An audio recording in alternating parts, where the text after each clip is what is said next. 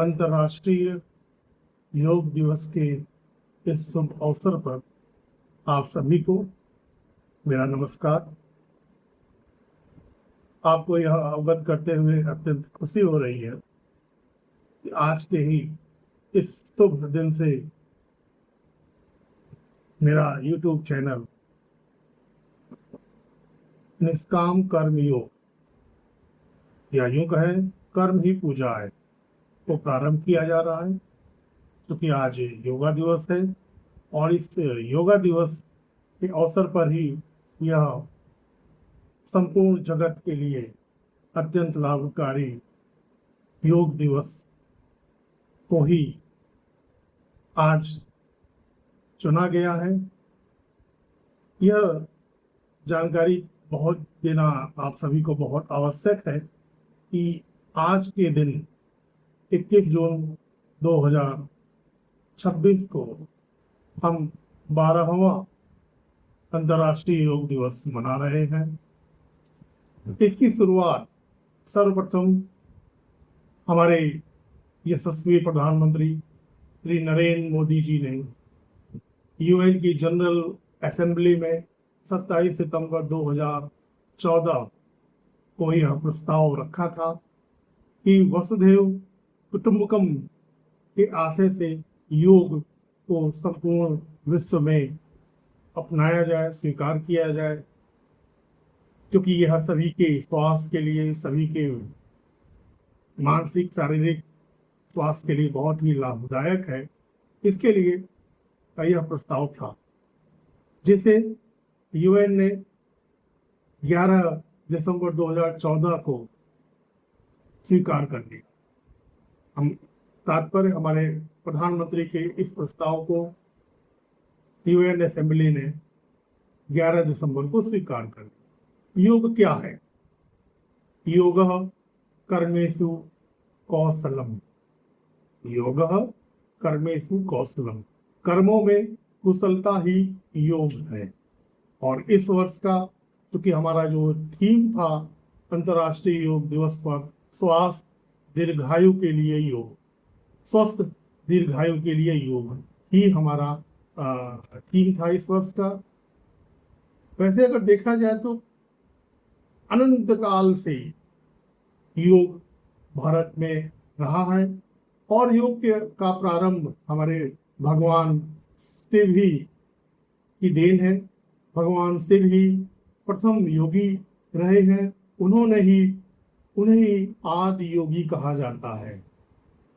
21 जून के दिन यह माना जाता है कि उन्होंने ही समाज को योग की सेवाएं दी। और दूसरी दृष्टि से यह भी देखा जाता है कि 21 जून उत्तरी गोलार्ध में सबसे बड़ा दिन के रूप में हम सभी को जानते हैं। योग के बारे में हम और भी हमें हमारे साहित्यों में, हमारे प्राचीन ग्रंथों में काफ़ी जानकारियाँ दी गई हैं। योग को कई रूपों में जाना जाता है। इसके मुख्य रूप से 5 रूप हैं: ज्ञान योग, कर्म योग, भक्ति योग, कुंडलिनी योग एवं हठ योग। इनके माध्यम से योग हमारे प्राचीन सभ्यता संस्कृति से हमारे जनमानस में रचा बसा था। महर्षि पतंजलि को फादर ऑफ क्लासिकल योगा कहा जाता है। इन्होंने अष्टांग योग एवं राज योग को योग सूत्र के माध्यम से लोगों तक पहुंचाया। स्वामी विवेकानंद ने 1996 में अपनी लिखित पुस्तक राजयोग से पतंजलि के कठिन योग सूत्रों को आधुनिक दुनिया के सामने सरल रूप से प्रस्तुत किया। इसी प्रकार जैन धर्म एवं बुद्ध धर्म में भी योग को महत्व दिया गया एवं व्यापक प्रचार प्रसार भी किया गया। प्राचीन सभ्यताओं में आधुनिक काल में से लेकर हम देखते हैं कि सिंधु घाटी सभ्यता में हम माना जाता है कि 3300 BC में 3300 BC में पशुपतिशील में भी योग की मुद्रा का प्रमाण पाया गया है। इसी प्रकार आधुनिक चिकित्सा विज्ञान में भी यह देखा जा रहा है और यह मान्यता मिल चुकी है कि लगातार योग के प्रयोग से, हम जब योग लगातार कर रहे हैं तो योग के प्रयोगों से हम मनुष्यों की हड्डियां मजबूत होती हैं, सांस लेने की क्षमता बढ़ती है, फेफड़े स्वस्थ रहते हैं, मस्तिष्क शांत एवं संतुलित रहता है एवं ब्लड प्रेशर स्थिर व सामान्य रहता है। इस प्रकार से शारीरिक स्वास्थ्य पर, चाहे वो हड्डियों की दृष्टि से हो, सांस की दृष्टि से हो, बीपी की दृष्टि से हो या मस्तिष्क की दृष्टि से हो, प्रत्येक दृष्टि से मानव स्वास्थ्य पर प्रत्यक्ष प्रभाव पड़ता है। हमारे भारत सरकार की जो न्यू एजुकेशन पॉलिसी 2020 है, इस 2020 में भी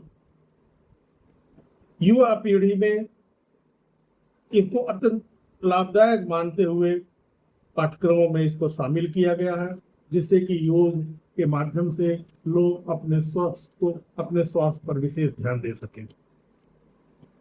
आज जैसा कि हम सभी जानते हैं कि आज के दिन संपूर्ण भारत में, और भारत में ही क्यों, संपूर्ण विश्व में योग मनाया गया। जब यूएन में योग को शामिल किया गया उस समय लगभग 177 देशों ने सहमति दिया कि वो योग को अपने देश में अपनाएंगे। आज 180 से अधिक देशों में योग के विभिन्न कार्यक्रम उनके भारत के सभी दूतावासों में और विभिन्न संस्थाओं में, विभिन्न सार्वजनिक जगहों पे आयोजित किए गए।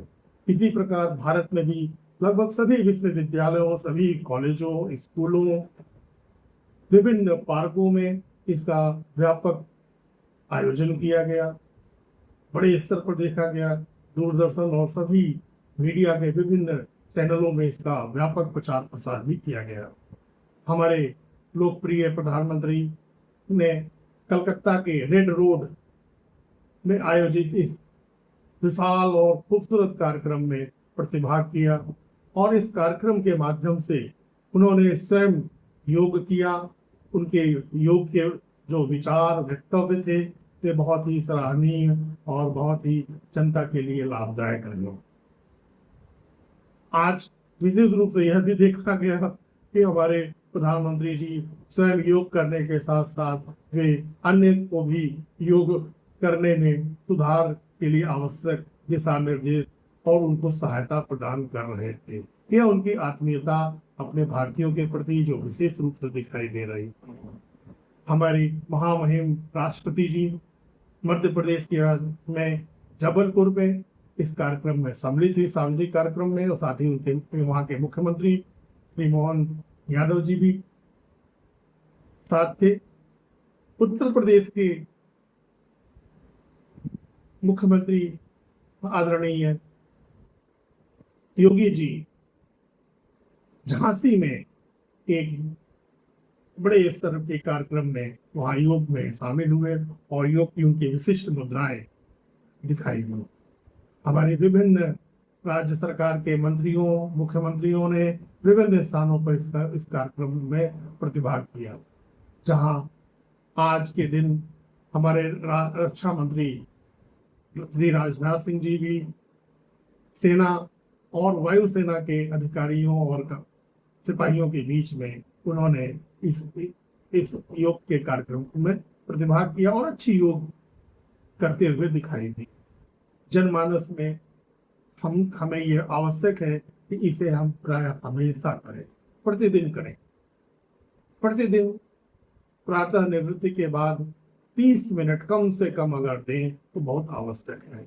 और उस 30 मिनट में हम योग के विभिन्न आसन, विभिन्न प्राणायाम आदि हम आसानी से कर सकते हैं। यदि हमारे पास बहुत कम समय है तो भी हम कम से कम सूर्य नमस्कार तो कर ही सकते हैं।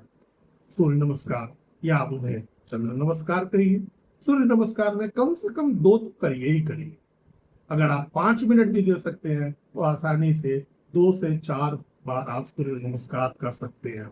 आपको यह जानकारी होगी कि सूर्य नमस्कार भी अपने में पूर्ण रूप से सभी महत्वपूर्ण योगासन को सम्मिलित करता है। कुल 12 प्रकार के इसमें आसन शामिल हो जाते हैं। तो आप अपने दाहिने और बाएं पैरों के माध्यम से कम दो न्यूनतम भी अगर आप करते हैं तो आप स्वस्थ रहेंगे। अगर 4 से 6 भी करते हैं तो मुश्किल से 5 से 10 मिनट लगेगा। और कम से कम अपने स्वस्थ जीवन के लिए आपको इतना समय तो अपने लिए देना ही है। मैं ये मान के चलता हूँ कि बहुत अधिक समाज में जागरूकता आई है, लोगों का अपने स्वास्थ्य के प्रति अत्यधिक सचेत हो रहे हैं। और आपके पास अपना है क्या? आपका शरीर, आपका स्वास्थ्य, और आप अपने स्वस्थ जीवन के लिए आप इसमें अवश्य समय दें। और आप देखेंगे कि इसका काफी दूरगामी प्रभाव आपके स्वस्थ जीवन पे पड़ेगा, जिसे हमारी मेडिकल साइंस भी एक्सेप्ट कर रही है। यद्यपि योग के बारे में हमारे बहुत प्राचीन काल से ऋषि मुनि इसको व्यापक प्रचार प्रसार देते रहे हैं, किंतु आधुनिक जीवन में बाबा रामदेव जी ने भी योग का अच्छा प्रचार प्रसार किया और योग को उन्होंने घर घर तक पहुंचाया। मैं ये आशा करता हूँ कि आज के दिन आप सभी ने योग को अवश्य अपनाया होगा। मैं भी आज दूरदर्शन पर 6 बजे से ही देख रहा था, और जैसे जैसे कलकत्ता में हमारे प्रधानमंत्री मोदी जी और वहाँ पे जनमानस योग कर रहा था, उन सभी योग को मैंने भी देख के साथ साथ करना प्रारंभ किया।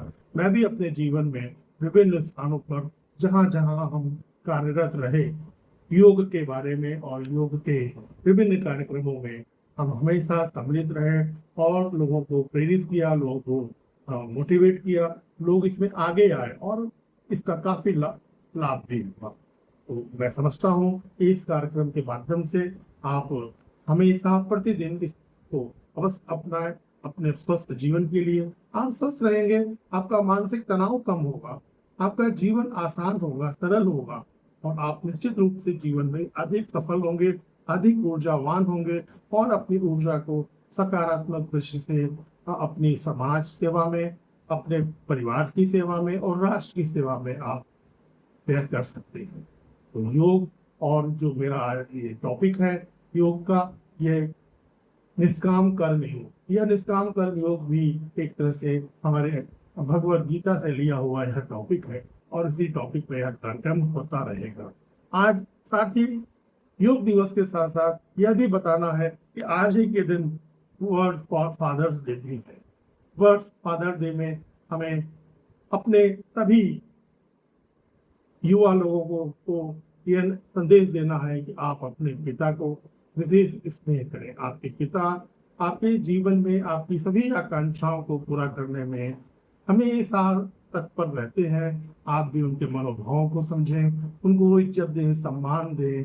आपके पिता आपकी हर खुशी, आपकी हर संकट, आपकी हर कठिनाई में हमेशा सबसे पहले खड़े रहे मिलेंगे। तो आज के फादर्स डे में हमें अपने बड़े बुजुर्गों, अपने पिताजी, उनकी आकांक्षाएं, उनकी इच्छाएं, उनकी मनोकामनाओं का हमें सम्मान करते हुए अपने क्षेत्र में बेहतरीन काम करना चाहिए और हमेशा जुड़े रहना चाहिए। प्रतिदिन ना हो तो कम से कम साप्ताहिक तो जरूर बात करते रहना चाहिए। और हमारे पुत्र पुत्रियां जो भी हमारे हैं, वो अपने पिता से हमेशा उनको अच्छी खुशी और संतोष ही मिलेगा। तो फादर्स डे को भी आज के दिन बहुत ही उत्साह के साथ मनाए जाने की जरूरत है। इसके साथ साथ यह भी आवश्यक है कि आज के दिन हमारे पूरे भारत में मेडिकल साइंसेस में ग्रेजुएशन की एमबीबीएस और बीडीएस के लिए जो परीक्षाएं आयोजित की गई थी, वो दोबारा नीट का री एग्जाम आयोजित हुआ 21 मई को ही, और इसमें लगभग 22 लाख विद्यार्थी शामिल हुए और 5,440 सेंटर भारत में बनाए गए थे, और इस सेंटर पे व्यापक सुरक्षा व्यवस्था की गई थी। परीक्षा का समय 2 बजे से 5:15 तक था, और इस परीक्षा में हमारे काफी उत्साह से युवा युवतियों ने जो 12th की हुए हैं और बायोलॉजी से, और साथ ही साथ जो पिछले वर्षों से भी तैयारी कर रहे हैं, उन्होंने प्रतिभाग किया। यद्यपि इस परीक्षा को 3 मई को भी ऑर्गेनाइज किया गया था और परीक्षा कुशलता से हुई थी, किंतु बाद में जब सूचनाएं मिली कि इस परीक्षा में कुछ ऐसे गेस्ट पेपर या कुछ ऐसे गाइड पेपर थे जिसमें से प्रश्न पत्र आए थे लगभग 55 to 60%, कुछ मिलते जुलते प्रश्न आए थे। जब इसी सूचना मिली तो नीट परीक्षा को आयोजित करने वाली एनटीए नेशनल टेस्टिंग एजेंसी ने इस परीक्षा को इस आधार पे, ऑफिशियली तो पेपर आउट नहीं था, किंतु सिर्फ गाइड या ऐसे रिसोर्सेस के आधार पर कि कुछ पेपर क्वेश्चन जो है मिल रहे थे 55 से 60% क्वेश्चन, और उनकी भाषा भी कुछ मिल रही थी, उसके आधार पर उस परीक्षा को रद्द कर दिया गया। लगभग एक माह से अधिक समय बच्चों को मिला। पुनः तैयारी का कुछ कठिनाइयां भी बच्चों के सामने थी, अभिभावकों के सामने भी कठिनाई थी, किंतु भारत सरकार ने एनटीए के माध्यम से, हमारे शिक्षा मंत्रालय ने इस बार और बेहतर कुशल संचालन किया और शिक्षा परीक्षा बहुत ही शांतिपूर्वक 2 बजे से 4:15 बजे तक आयोजित की गई। पूरा जिला प्रशासन, विभिन्न केंद्र, विभिन्न स्कूलों, विभिन्न प्रधानाध्यापक और शिक्षकों ने काफी मेहनत से इस परीक्षा को ऑर्गेनाइज किया। हम बच्चों के उज्जवल भविष्य की कामना करते हैं कि उन्होंने जो मेहनत किया है उसका अवश्य अच्छा फल उन्हें मिलेगा, हम ये उम्मीद करते हैं। आज के दिन इस नीट परीक्षा के साथ साथ कुछ और भी अच्छी खबर है क्रिकेट के क्षेत्र में, खेलों में। अगर हम देखें तो हमारे भारत ए और श्रीलंका ए के बीच श्रीलंका में आज तीसरा और अंतिम एक मैच आयोजित हुआ था, और इस 50 ओवर्स मैच में भारत ने 377 रन बनाए 9 विकेट पे, जबकि श्रीलंका ने 311 रन बनाए 47.1 ओवर में। भारत यह मैच आसानी से 66 रन से जीत गया, और इस जीत के नायक हमारे सबसे युवा खिलाड़ी थे, हमारे वैभव सूर्यवंशी, जिन्होंने आज एक विश्व रिकॉर्ड भी बनाया। उन्होंने अपनी आतिशी धुआंधार पारी में पहले 11 गेंदों पर ही उन्होंने अपना अर्धशतक पूर्ण कर लिया, और यह एक तरह से विश्व रिकॉर्ड है। साथ ही साथ उन्होंने लगभग 29 गेंदों पर खेलते हुए 94 रन बना करके आउट हुए। भारत के लिए एक उज्जवल भविष्य की तस्वीर है वैभव सूर्यवंशी, और वैभव सूर्यवंशी के साथ हमारी पूरी भारतीय टीम को निश्चित रूप से बहुत बहुत शुभकामनाएं उनके उज्जवल भविष्य के लिए, और इसी प्रकार वो बेहतर खेलते रहे।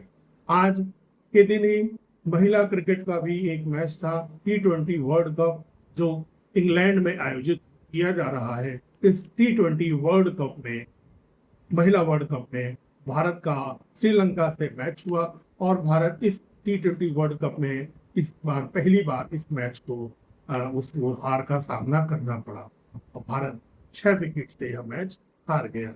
जबकि भारत ने इस मैच में 159 रन बनाए थे, कई कैचेस भारत की तरफ से छोड़े गए, और यह भी एक खेल का हिस्सा है। हमारी टीम इसके आगे और बेहतरीन प्रदर्शन करेगी, और हमारी टीम को हमारे तरफ से बहुत बहुत शुभकामनाएं। साथ ही साथ अंतर्राष्ट्रीय समाचारों में यदि देखा जाए तो आज के दिन स्विट्जरलैंड में यूएसए और ईरान के बीच समझौते होने की उम्मीद है। जो युद्ध गल्फ में चल रहा था, जहां पर ईरान और अमेरिका के बीच, और हॉर्मुज स्ट्रेट खुलने बंद होने और अंतर्राष्ट्रीय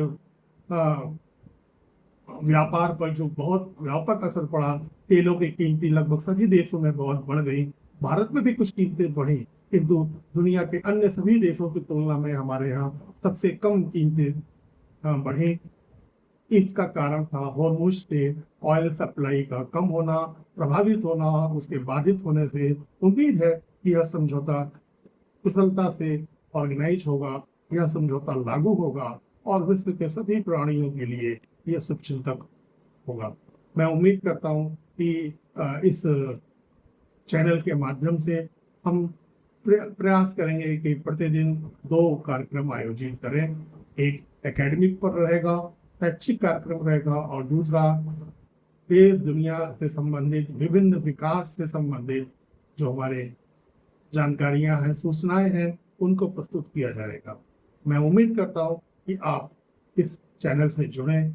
निष्काम कर्म योग, इसे आप लाइक करें, सब्सक्राइब करें, और इसको आप अत्यधिक अपने साथियों, अपने मित्रों, अपने जानने वालों को आप इसको शेयर भी करें। मैं पुनः इस नए कार्यक्रम कर्म ही पूजा है, या यूं कहें निष्काम कर्म योग, यह आज प्रथम बार आयोजित किया गया है। आप सभी को जय हिंद, जय भारत।